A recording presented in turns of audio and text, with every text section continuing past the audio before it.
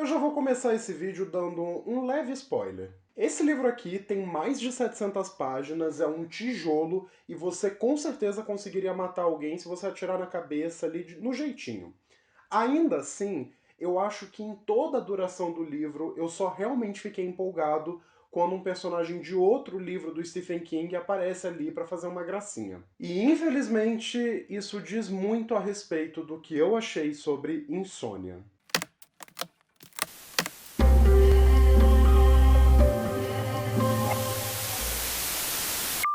Olá! Sejam muito bem-vindos ao Fita Maldita. Eu sou Gustavo Fior e no vídeo de hoje nós vamos acompanhar as noites infernais de um homem que não consegue dormir, enquanto ele descobre novas habilidades que o permitem enxergar através da aura das pessoas ao seu redor. É isso aí, hoje a gente está de volta com o projeto de leitura de A Torre Negra. Na verdade, esse é o antepenúltimo vídeo do projeto e a gente vai comentar um pouquinho sobre Insônia, esse livro que, contrariando todas as minhas expectativas, fez exatamente o oposto que o título propõe.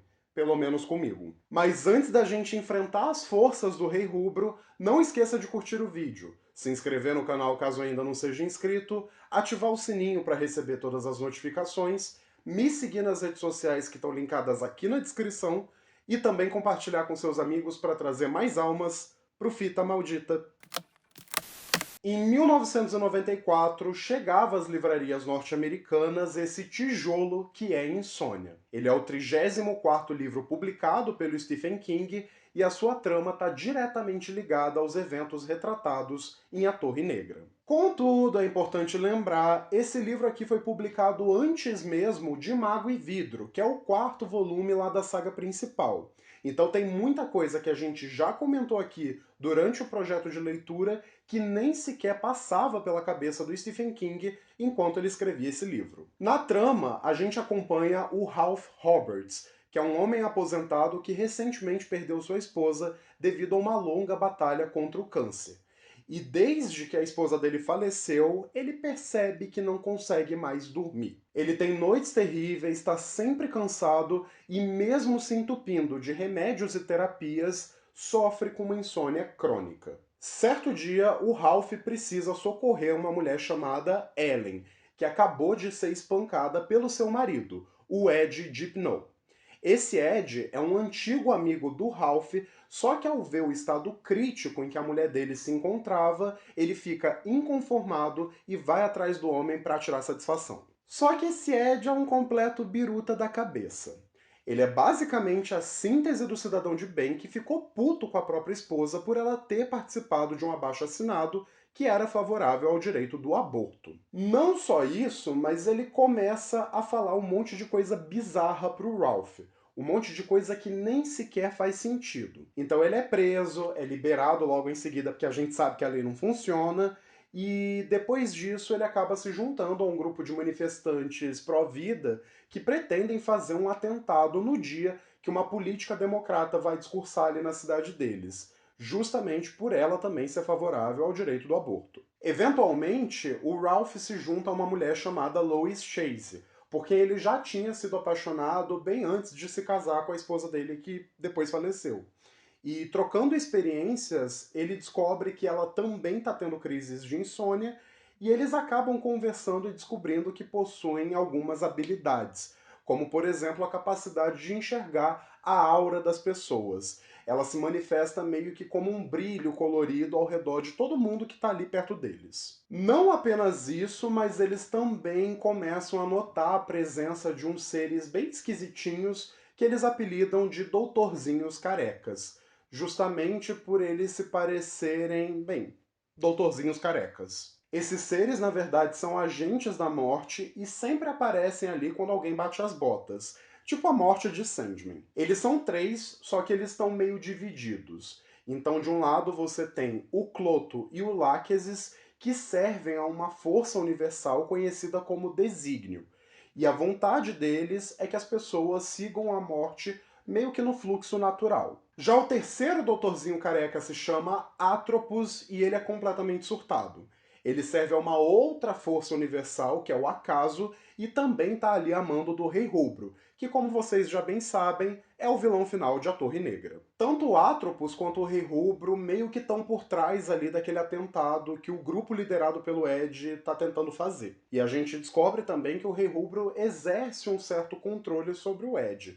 Porque, bem, eu não faço ideia. Então o livro meio que vai se desenrolando em toda essa caçada do Ralph e da Lois contra o Ed e contra as forças do Atropos e do Rei Rubro.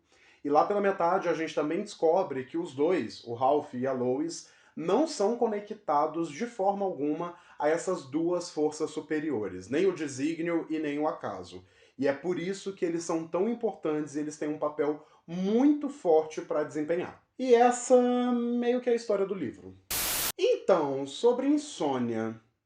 Eu já tinha visto muita gente falando que não tinha gostado muito desse livro, mas ainda assim eu fui lá com o coração aberto, com a mente aberta.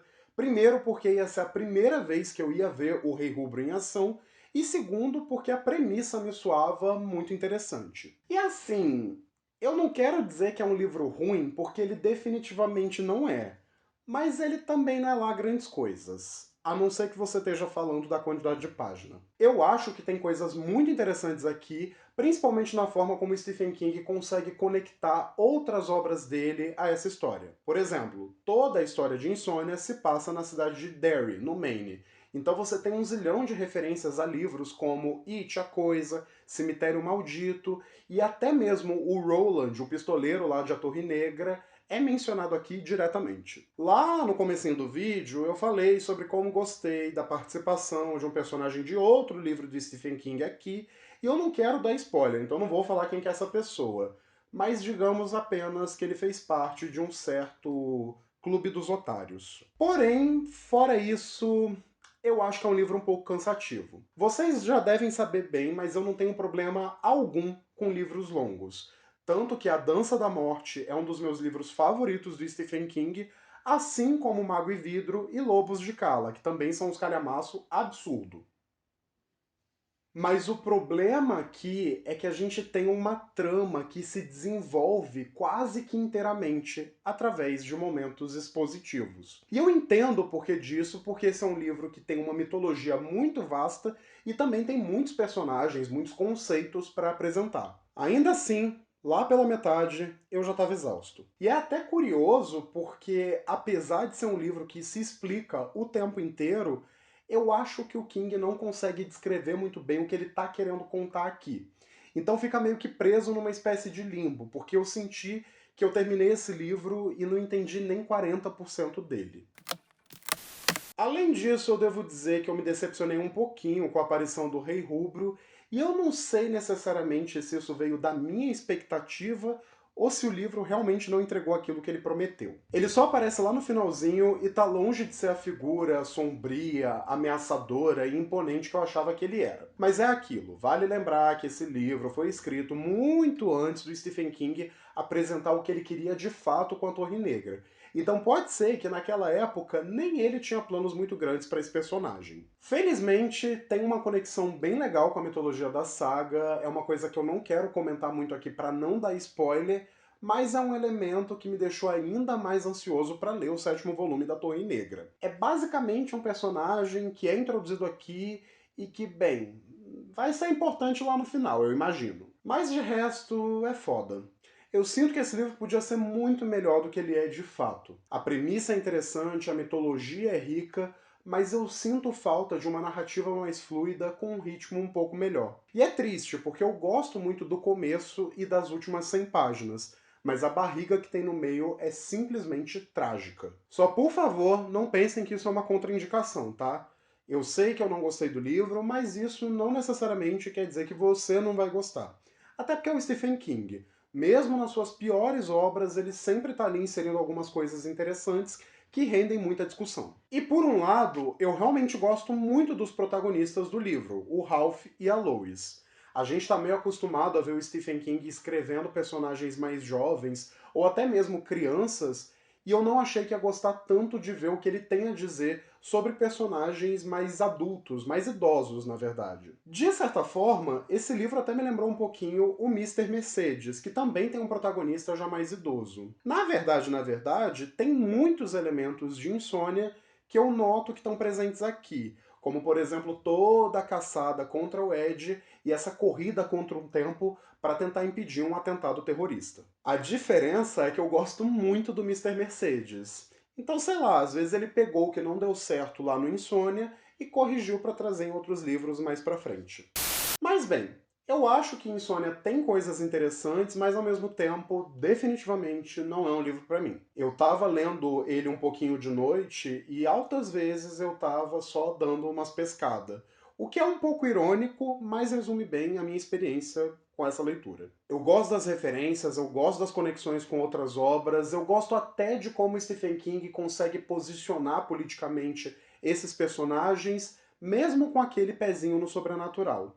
Só que eu realmente não gosto da maneira que essa história é contada. Mas a vida que segue. Dias de luta, dias de glória. Me digam aí nos comentários se vocês já leram Insônia, qual que é a opinião de vocês sobre esse livro, e me digam também qual que foi a experiência que vocês tiveram lendo isso aqui, porque eu gostaria muito de saber como que foi a leitura de vocês. E só lembrando que no mês que vem a gente volta para falar de A Casa Negra, que é uma continuação de O Talismã, e também do conto Tudo é Eventual, que está presente na coletânea Tudo é Eventual.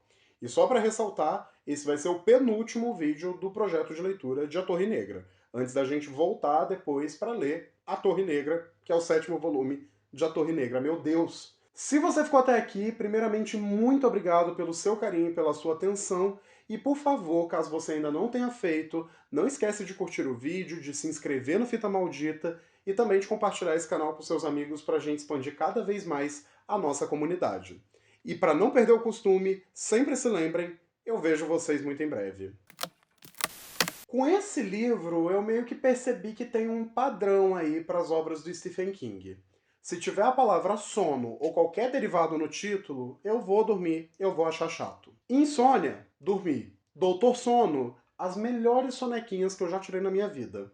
Apanhador de sonhos? Não, peraí, também já é sacanagem, né?